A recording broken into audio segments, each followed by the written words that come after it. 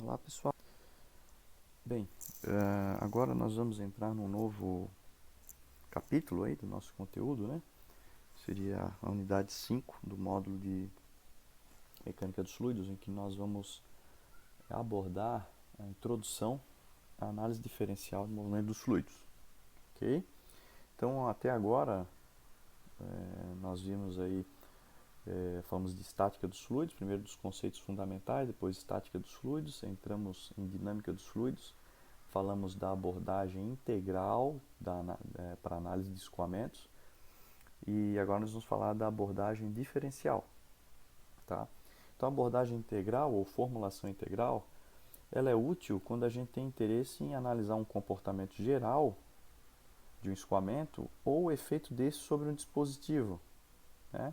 Então nós resolvemos alguns problemas com a aplicação da conservação da massa e da quantidade de movimento linear e nós estávamos interessados lá, por exemplo, em fazer uma análise em que pudesse ser determinada uma velocidade de saída de um escoamento dentro de uma tubulação, ou, por exemplo, determinar a força sobre uma estrutura, né?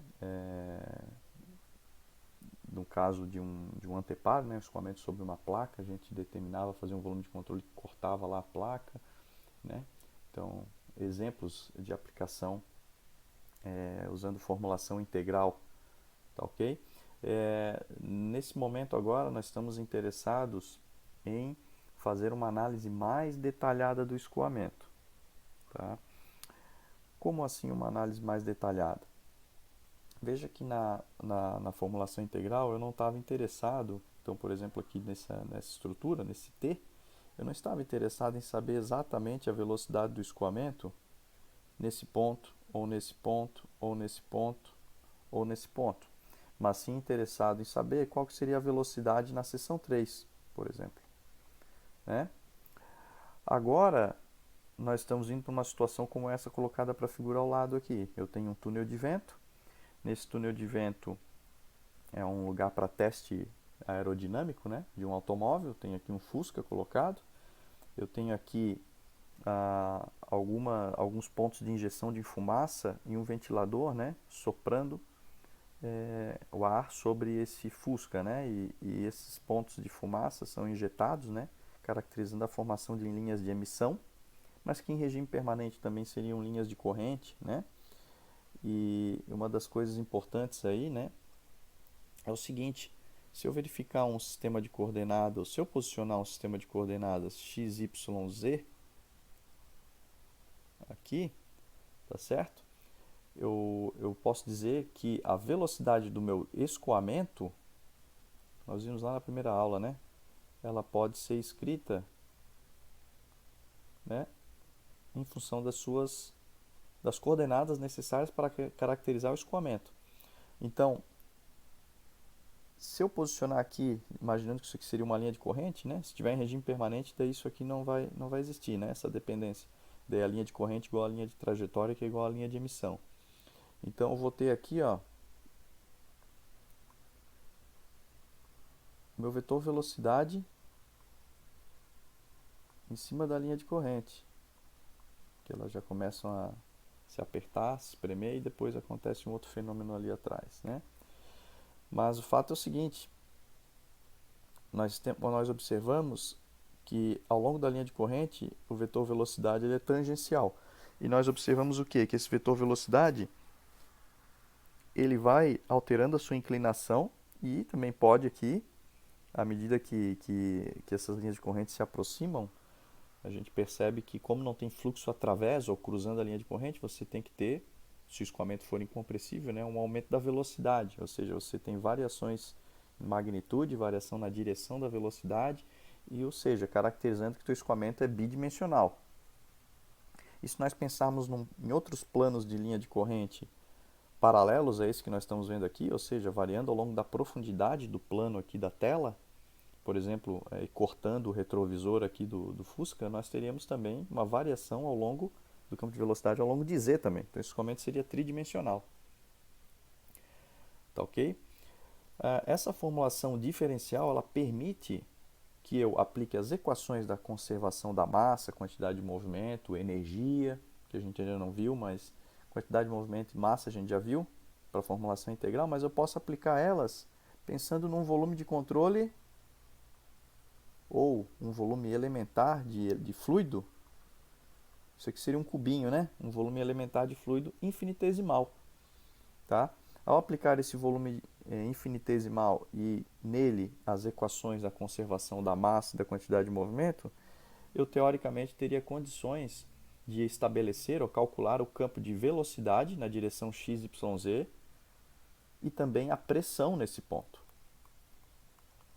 A pressão, função de x, y, z, né? T se fosse transiente, né?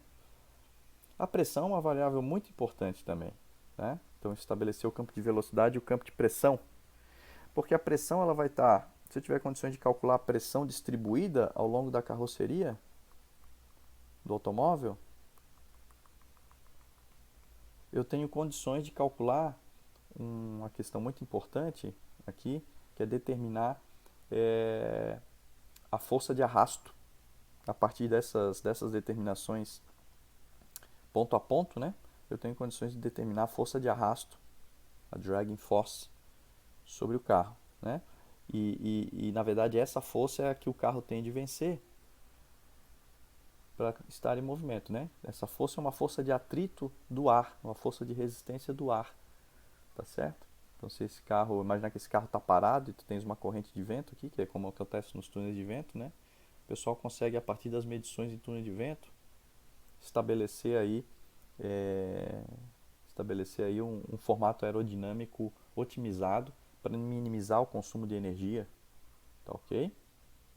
Ainda nesse módulo de formulação diferencial, nós vamos aí verificar, né, que a pressão e a velocidade elas estão correlacionadas, né? Então os campos de pressão e velocidade estão correlacionados, tá? Então como é que tendo um a gente chega no outro, tá certo? Então é isso, a motivação desse estudo é esse, né? Quando eu tenho interesse em analisar o meu escoamento em termos de campo, né? Ponto a ponto, tá? Formulação diferencial. Então, como eu falei para vocês, eu vou ter que aplicar as equações de um volume infinitesimal. E é isso que nós vamos fazer agora. Está aqui o nosso volume infinitesimal, tá certo? Meu sistema de coordenadas x, y, z. Esse volume tem dimensões ΔY, ΔZ e ΔX, de modo que o volume infinitesimal é um volume dV, dx, dy, dz, tá? Esse volume que eu arbitrei ele aqui, um volume qualquer do meu escoamento, né? Eu arbitrei ele num ponto, tá? Esse ponto O, em relação ao meu sistema de coordenadas, desculpa aqui, vamos ver. Vamos botar ali, ó, uma setinha R, isso aqui seria um vetor R, né? Esse vetor R é o vetor posição de coordenadas xi mais yj mais zk, né? Então, ou seja, ele tem coordenadas x, y, z, esse ponto O, que é o centro do meu volume de controle, o meu volume infinitesimal de fluido, tá? E a velocidade nesse ponto, eu digo que ela é representada pelo vetor velocidade colocado aqui, tá? Então, ele tem uma componente U, uma componente V e uma componente W, tá ok? Bem, então essas são as premissas aí que eu estou estabelecendo para começar a minha análise. E o nosso objetivo aqui, dado esse volume infinitesimal do meu escoamento lá, né, uma porçãozinha de fluido, eu vou obter a equação da conservação da massa, fazendo essa análise infinitesimal, agora sob essa perspectiva diferencial, tá? Então, como é que eu faço isso? Bem, eu posso seguir a mesma lógica que eu segui para a obtenção da equação integral, tá? Existem mais de uma forma de se fazer isso. Eu estou mostrando utilizando uma em que você parte de um conceito chamado de série de Taylor, tá? Então, como é que funciona isso, tá? Eu vou aqui avaliar as propriedades do escoamento que estão associadas à conservação da massa, né? Quais são as propriedades avaliadas à conservação da massa? Vamos lembrar lá da abordagem de volume de controle, que eu tinha uma coisa assim, né? d dt da integral de ρ dv mais a integral de ρ v escalar dA. A superfície de controle no volume de controle, né? Então, as propriedades importantes na hora de estabelecer a conservação da massa são a densidade e a velocidade do escoamento. Tá? Então, são essas duas propriedades que eu quero avaliar no meu volume de controle infinitesimal. Então, como é que eu faço isso? Eu vou avaliar ela em cada uma das 6 faces do meu volume de controle. Vamos começar só com a direção x, para não poluir muito, já que o raciocínio vai ser análogo para as direções y e z. Tá? Então, na minha direção x, eu posso avaliar a minha densidade, a minha massa específica, na face da direita. Seria essa face aqui. E posso fazer o mesmo para a face da esquerda. Vou apagar isso aqui. A face da esquerda seria isso aqui, né? Tá ok? Então, avaliando a minha densidade na face da direita, que eu vou escrever lá dessa forma, né? Ρ avaliada na posição x. O que é a posição x? Lembra? O meu centro do volume de controle está na posição x. Na face da direita, a posição x é x, que é a posição do centro, mais esse comprimento aqui, né?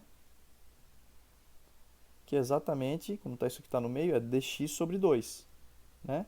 Isso aqui seria dx sobre 2.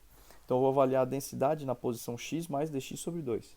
Isso é igual a densidade no centro mais a variação da densidade em x vezes dx sobre 2. Isso aqui vem do conceito de série de Taylor, uma expansão em série de Taylor ao redor de um ponto. Tá? Série de Taylor. Ela teria mais termos aqui, né? Termos de segunda, derivada terceira. Isso aqui teria um d2ρ dx2, dx sobre 2 ao quadrado, dividido por 2 fatorial, e assim vai. Se você não lembra disso, dá uma olhadinha lá no livro de matemática, né? de cálculo, expansões em série de Taylor. Tá? Essa é uma forma, um approach aí para a gente obter a dedução da equação da conservação da massa. Não é o único, mas é o que eu estou apresentando aqui. Tá? Então, você vai ter ela truncada aqui no primeiro termo. Esse termo aqui, na verdade, nada mais é esse dx sobre 2 como o valor da função no ponto da face menos o valor da função, ou melhor, a posição, né, dessa face em relação à posição do centro. A posição dessa face aqui, da direita, é x mais dx sobre 2. E a posição do centro é x. Então, x mais dx sobre 2, que é daqui, menos x, dá justamente dx sobre 2. Né? Certo, gente? Vou apagar para não ficar tudo borrado aqui, tá? Poluído. Então, está definido uma aproximação, né? Para a densidade, para o valor da propriedade na face da direita, com base no valor no centro. Tá? Essa é a utilidade da série de Taylor aqui. Faça a mesma coisa para a face da esquerda. Na face da esquerda, então é x menos dx sobre 2, porque agora eu estou para outra metade para cá. Né? X menos dx sobre 2, volto dx sobre 2, né? Para cá. Então, eu vou ter ρ mais dρ dx, só que agora é a face do ponto que eu estou interessado menos a minha referência.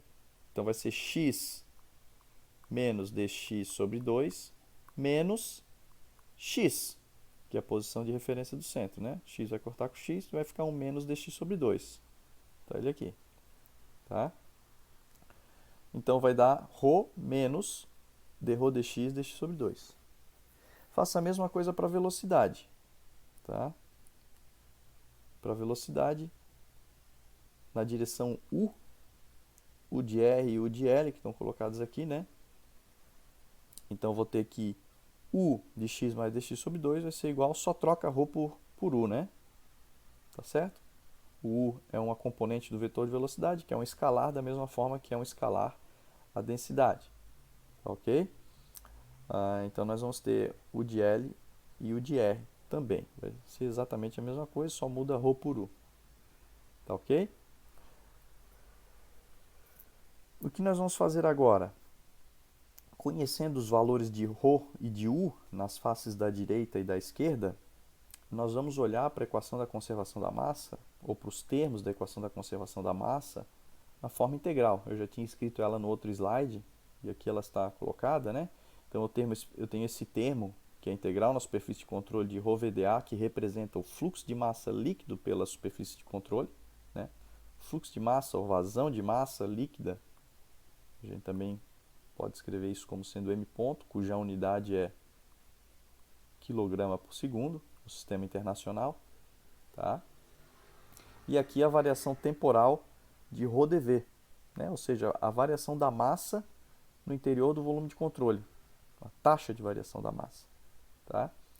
Então veja, esse primeiro termo aqui, ó, eu vou avaliar ele considerando o fluxo de massa que atravessa todas as superfícies de controle. Até agora eu determinei a densidade e a velocidade nessa superfície de controle. Veja que nessa superfície da esquerda e da direita, eu não tenho a meu V e o meu U, né? Tá certo? Eu não tenho fluxo atravessando com V e com U, né? Eu só vou ter fluxo atravessando com U, né? Por isso que eu não avaliei V e W nessa face, tá? Então, o que eu vou fazer aqui, ó? Eu vou avaliar esse termo do ponto de vista infinitesimal, né? Olhando as faces da esquerda e da direita. Isso é equivalente a fazer o seguinte, ó.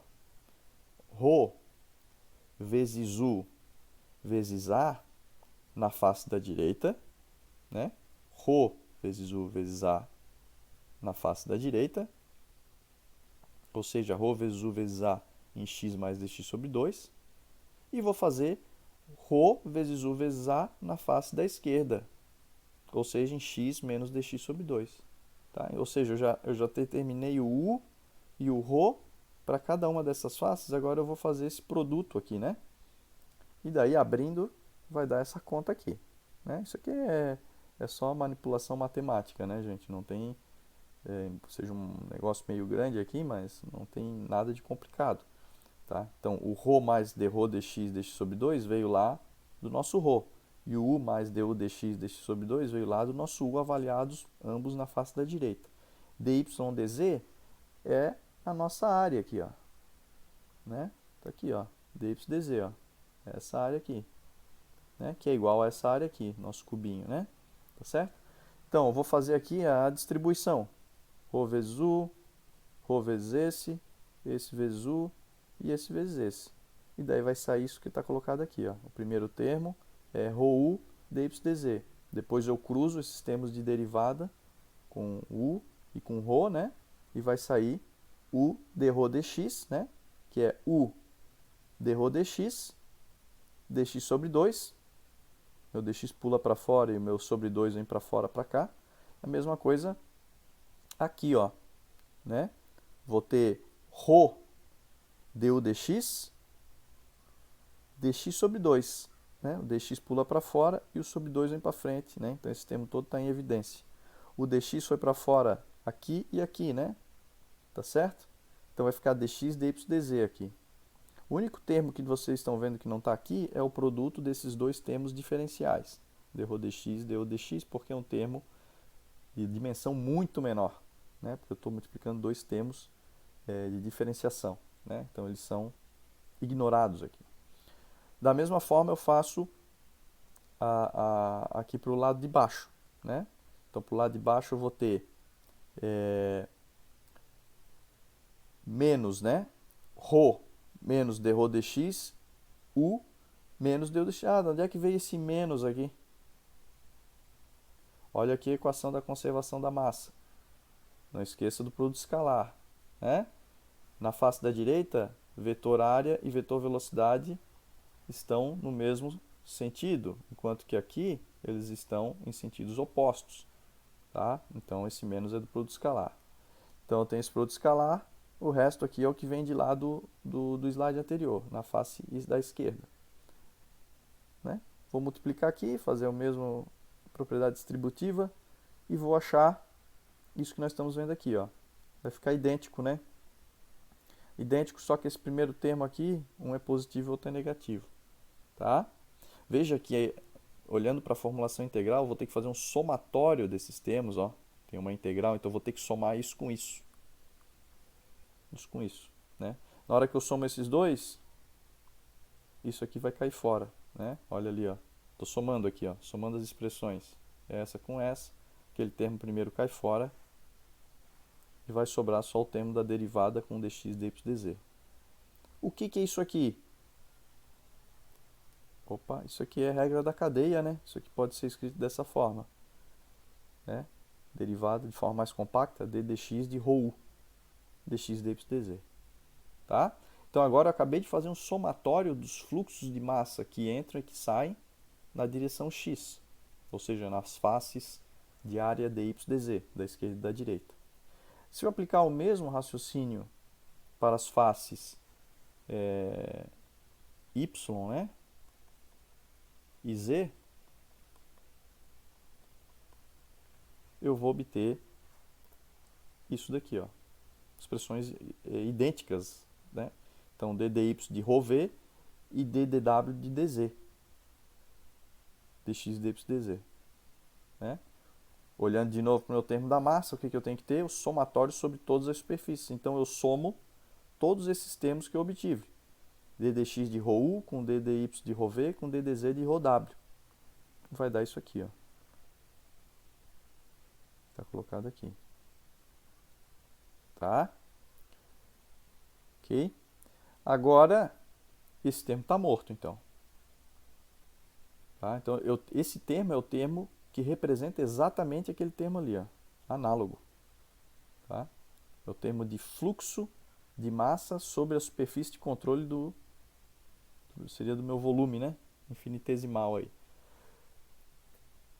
É equivalente. Então agora o que falta é o termo de acúmulo, o termo de variação temporal da massa em um volume de controle. Se eu escrever isso para um volume de controle infinitesimal, ele é equivalente a isso daqui, ó, a variação da massa específica num volumezinho infinitesimal, né? Infinitesimal. Tá certo? Então, o que eu vou ter no final das contas? Tendo esse termo, que é a variação da densidade com o tempo vezes o volume, tá certo? E somando com o termo anterior, que é o meu d ρ u dx, d ρ v dy, d ρ w dz, eu vou ter essa expressão aqui, ó. Né? Por quê? Porque dx, dy, dz vai cortar o dx, dy, dz, né? Tá ok? Vou somar os dois e sei que é igual a zero, né? Por causa que eu fiz analogia com a formulação integral. Então eu vou ter que dρ dt mais dρ u dx mais dρ y dρ v, né, dy mais dρ w dz é igual a zero. Essa é a equação da conservação da massa em coordenadas cartesianas, também conhecida nos livros aí por equação da continuidade. Tá? Observe que essa equação ela é uma equação que tem... Quantas variáveis tem essa equação aqui? Né? Ela tem u, v, w e ρ. Né? Se eu tiver um escoamento em que eu conheça ρ, por exemplo, de um fluido incompressível, água, por exemplo, isso aqui daí seria zero, né? Densidade constante. Eu ficaria com essa equação aqui, ó. Né? A densidade constante vai poder pular para fora, mas a velocidade de componentes u, v e w eu não conheceria. Então eu teria uma equação e 3 incógnitas. Isso significa que eu não consigo resolver essa equação, né? Eu preciso de mais equações para conseguir estabelecer o meu problema de forma que ele seja possível de ser resolvido. E agora? Bem, então vamos... precisamos, na verdade, é que a gente precisa de outras variáveis aqui, né? Precisamos de outras equações para estabelecer esse problema, e essas equações vão vir da conservação da quantidade de movimento, que nós vamos ver depois. Tá? Falando mais alguns detalhes sobre a conservação da massa, uma outra forma de vocês observarem como ela aparece aí, ela pode ser escrita de forma mais compacta, dessa forma que está aqui, ó, né? Ou seja, se eu aplicar o operador nabla, né, vetorial aqui, né, então, ele é dado por a derivada em relação a x, y e z, tá? Se eu aplicar esse operador aqui, né, aqui nessa expressão, posso provar que eu obtenho isso aqui, ó. Tá certo? Posso escrever isso dessa forma compacta. se eu aplicar o divergente, o operador divergente, sobre o vetor ρv, né, que é um escalar vezes o vetor velocidade, eu tenho exatamente isso que está colocado aqui, tá certo? Porque o divergente de um vetor vai me dar um número escalar, né, vai dar na verdade, uma grandeza escalar, e a equação da conservação da massa é uma equação escalar, diferente da equação da quantidade de movimento, tá? Qual que é a interpretação física dessa equação? Né? A gente olha para divergente, a gente lembra de cálculo, feito assim, pô, mas o que isso significa? Isso significa o seguinte, ó, se eu olhar um ponto do escoamento, digamos que isso aqui seja um ponto do escoamento, o que essa equação me diz? Ela diz assim, ó, vou passar para o outro lado, ela me diz que dρ dt é igual a menos o divergente de ρv. Né? Esse termo aqui, ó, ele está associado com a variação da massa dentro de um volume. Então, se eu tiver um volume fixo pré-estabelecido de tantos metros cúbicos, né, ela está dizendo assim, ó, que a variação da massa dentro desse volume com o tempo, tá certo? Quilograma por metro cúbico por unidade de tempo, por segundo. Então, ela está dizendo assim, ó, que essa variação ela vai corresponder ao divergente de ρv. ρv significa uma velocidade, né, associada com o termo de massa. Isso aqui a gente pode entender o seguinte, uma massa sendo trazida, né, com uma velocidade, uma massa se movendo com uma velocidade, entrando ou saindo em relação a esse ponto. Certo? O conceito de divergente é esse, na verdade, o divergente disso aqui, né? O divergente ele mede o quanto que essa grandeza vetorial está divergindo em relação a um ponto. Tá certo? Se esse divergente for positivo, significa que você está tendo um esvaziamento, vamos dizer assim, né? Em relação a esse ponto. E veja que se esse divergente for positivo, significa que esse produto ρv, né? Esse vetor, ele vai estar deixando esse ponto. E como ele está deixando esse ponto, se esse divergente for positivo, né? Com esse sinal de menos, isso vai dar negativo. E significa que a massa nesse volume desse ponto ao longo do tempo está diminuindo. Faz sentido isso, né? Se eu tenho massa representada por um fluxo, isso aqui é um fluxo, né? Que está deixando esse ponto de análise, significa que a densidade naquele ponto está diminuindo. Né? Imagina que eu tivesse massa saindo de um ponto. Então eu tenho uma massa inicial, se a massa está deixando aquele ponto, eu vou ter uma queda da massa naquele ponto, que tem um volume constante, então é como se eu tivesse uma redução da densidade do meu fluido. Tá certo? E o contrário, se eu tivesse um divergente negativo, né? Se existisse a definição convergente, né? Ou seja, estaria tendo um acúmulo, né? Massa entrando de uma forma líquida através das fronteiras desse ponto, né? Conferindo assim um aumento da densidade instantâneo ali. Tá? Então essa é a interpretação física da equação da conservação da massa para um ponto, não mais para um volume de controle finito, mas veja que é análogo, né? É análogo, ou seja, você tem um termo de acúmulo e você tem termos aí que representam o fluxo pelas fronteiras ali daquele volume infinitesimal. Tá ok? Para um escoamento incompressível, por exemplo, de um líquido, o ρ é constante. Então, isso aqui vai ser zero. Esse ρ vai sair, porque o ρ não vai variar dentro do meu operador nabla, né? Então, ele vai sair, e daí como aqui eu tenho zero, eu vou ficar só com divergente de velocidade igual a zero, que é a mesma coisa que deu dx mais dv dy mais dw dz igual a zero. Se eu escrever isso para um plano xy, escoamento de um plano, né? A mesma coisa que eu disser que deu dx mais dv dy igual a zero. Né? Isso aqui significa que se eu tiver num ponto, né, num volume infinitesimal,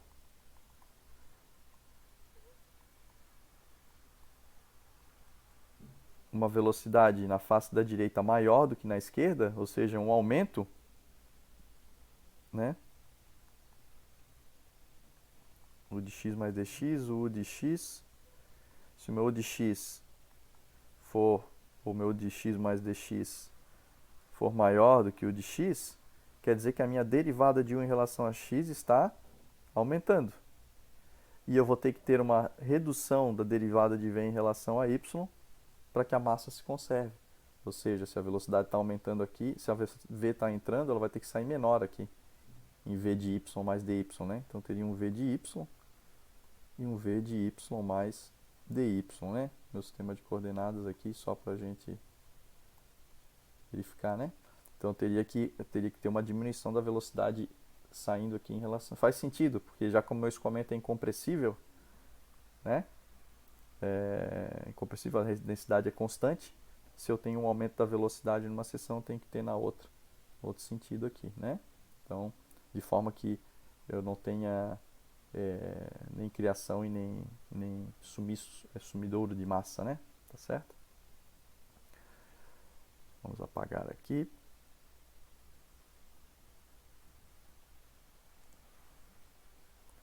Não precisa apagar. E o escoamento em regime permanente? Em regime permanente, dρ dt vale zero. Então, eu vou ficar com esse termo aqui.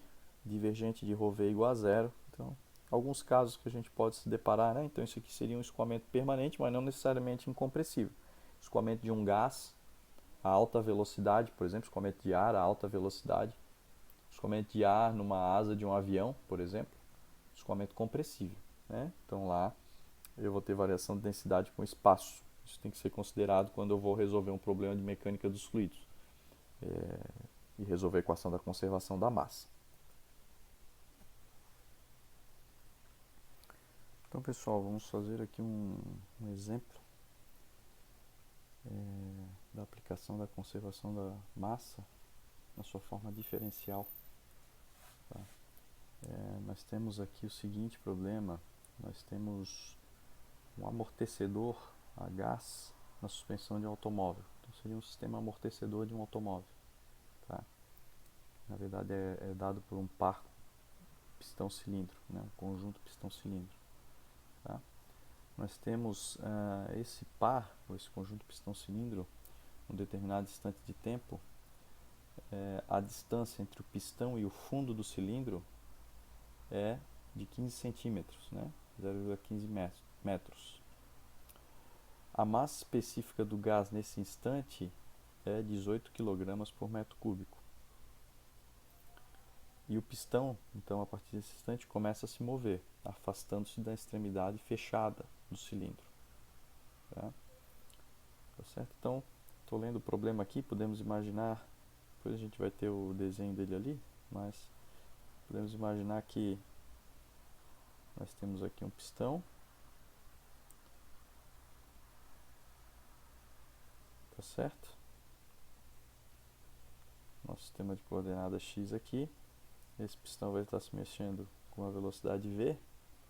Tá? Inicialmente ele tem uma posição que ele já disse ali quanto é que vale.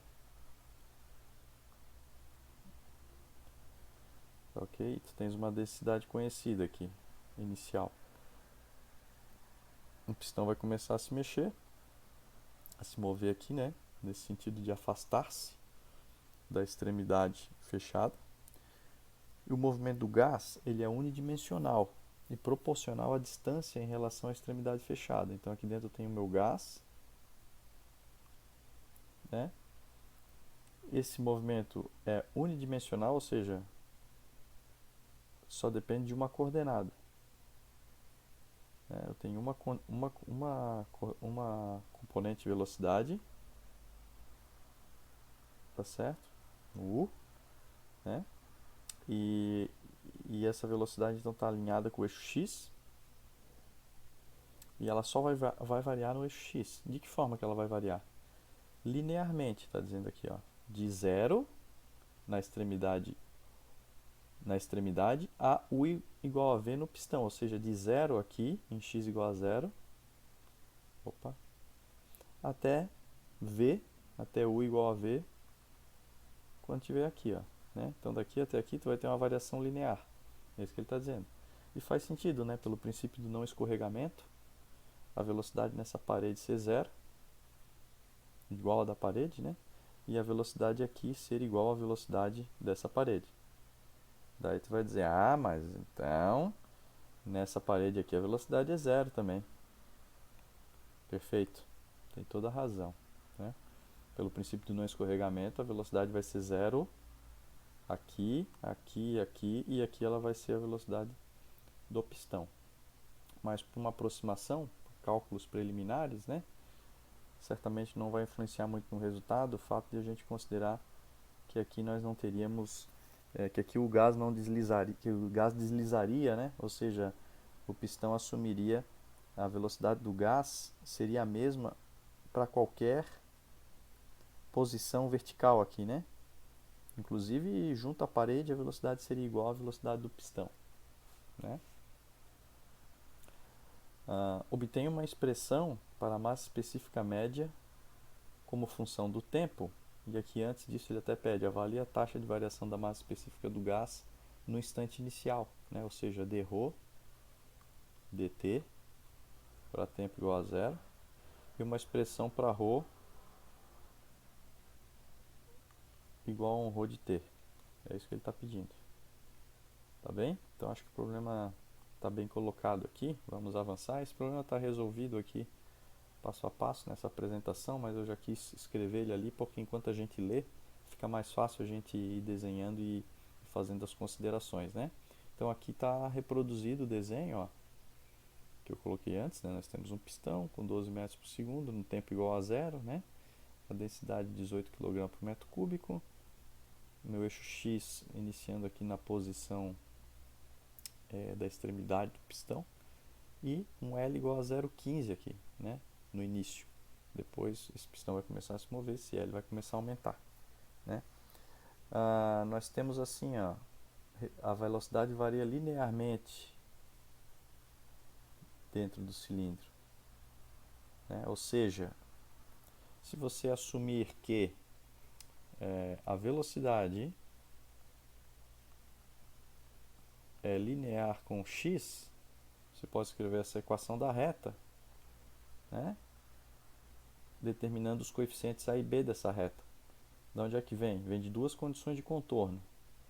Uma delas é que em x igual a zero, eu tenho que o meu u vai ser igual a zero, ou seja, o x aqui, ou a velocidade, vamos fazer x para não... Então a velocidade nesse ponto aqui, ela é zero, na posição x igual a zero. E a velocidade nesse ponto aqui, que é em x igual a L, ela é igual a V. Então, se eu substituo essas duas relações aqui, né, são duas condições de contorno, né, 1 e 2. Substituo as duas aqui, eu tiro A e B, né, duas equações, duas incógnitas. Vou tirar que o meu B vale zero, né, com isso aqui, né, x igual a zero, u igual a zero, b igual a zero, né, 0, 0, 0.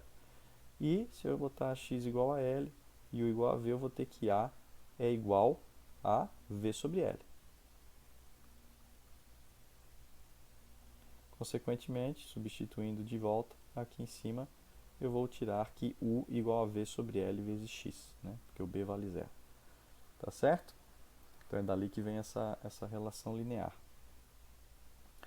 Uma hipótese para resolver esse problema é que a velocidade é uniforme em cada seção. Nós já falamos sobre isso, né?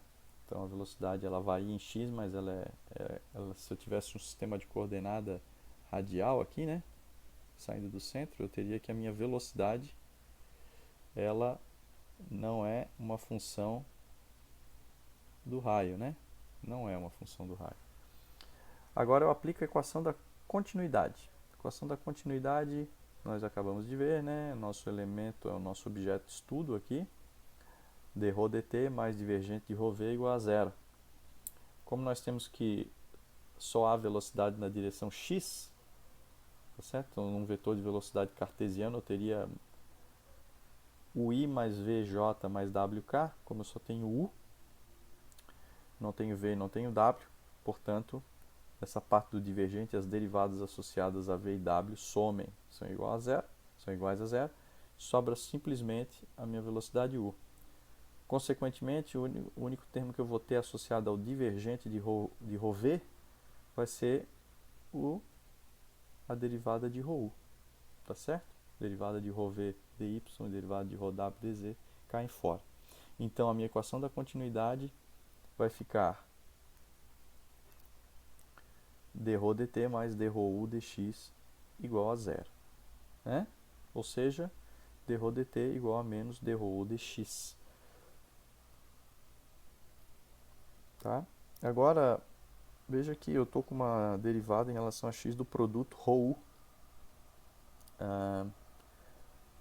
Isso aqui é complicado, né? Porque eu teria que aplicar uma regra da cadeia aqui, u dρ dx mais ρ du dx, e teria que levar em consideração a variação espacial da densidade de ρ. Tá? Mas o problema é que ele pede uma massa específica média no interior do cilindro, né? Eu tenho uma expressão para massa específica média em função do tempo. Então a gente vai assumir aqui que a densidade vai ser uniforme ali dentro, mas variável com o tempo. Tá? Então é só uma aproximação, dá para ser feita aí, né? Assumindo que esse pistão está se deslocando e à medida que ele se desloca, o gás tem velocidade suficiente para se acomodar ali.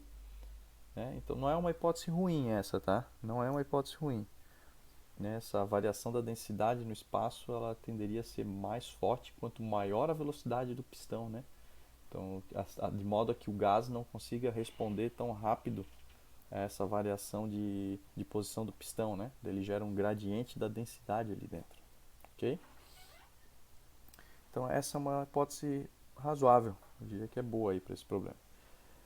Como o U é igual ao U de x, tá? U igual ao U de x, porque justamente por causa dessa hipótese aqui, nós podemos dizer o seguinte, né?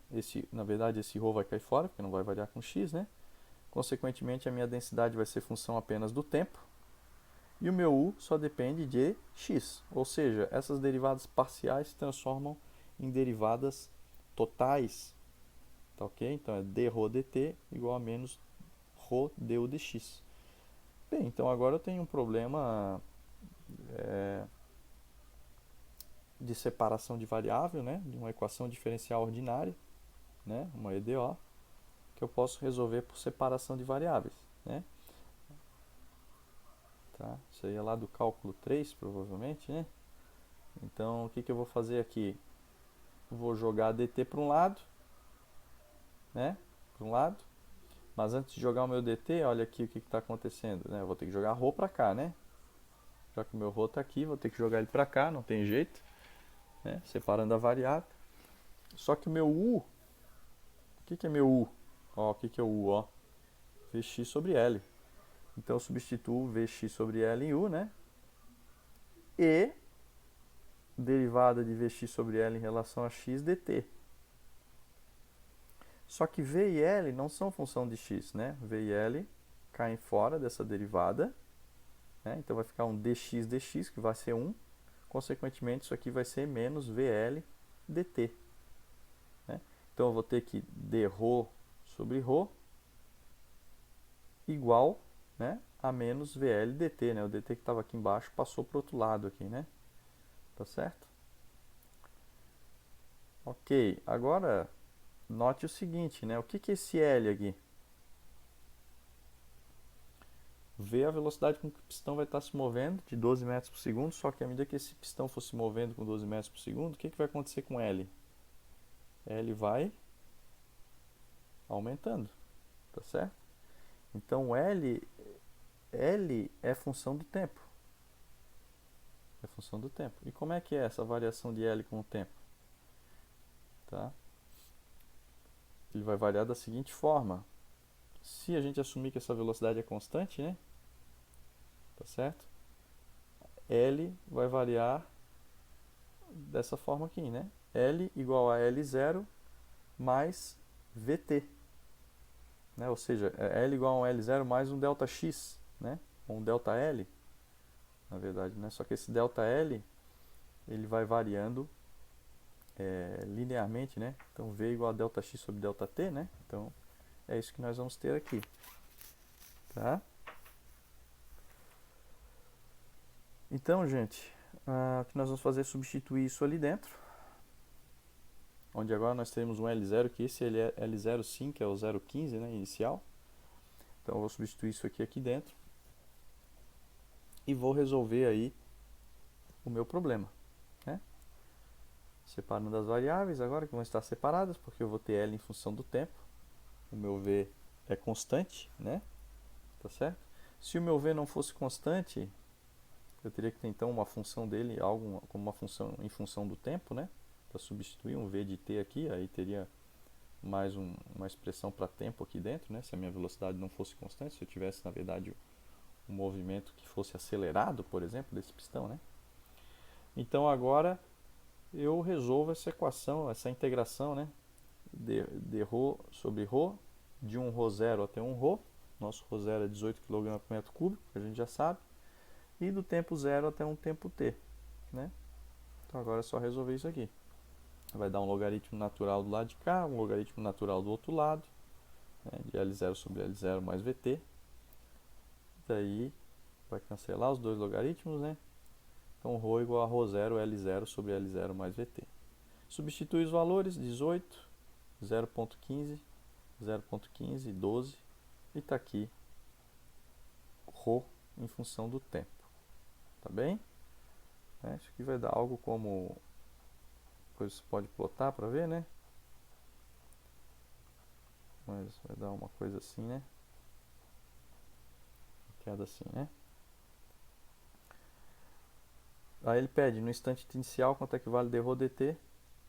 Então é só eu derivar isso aqui, né? dρ dt deriva isso aqui, essa expressão em relação ao tempo, né?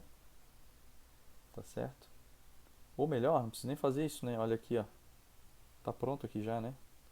dρ dt tá aqui, ó. Né? Eu pego a minha velocidade u e derivo em relação a x, vai dar VL, né? Da VL, só que no instante inicial meu L igual a L0 e a minha densidade igual a ρ0. Então vai dar menos ρ0 V sobre L0. Conheço, está aqui o valor. Ou seja, no primeiro instante, a derivada instantânea inicial é de menos 1440 kg por metro cúbico segundo. Uma aproximação linear seria dizer o seguinte: se eu tivesse 1 segundo, né, no intervalo de tempo de 1 segundo no primeiro instante, teria uma queda de 1440 kg por metro cúbico. Né? É isso que quer dizer. Tá bom? Beleza, gente?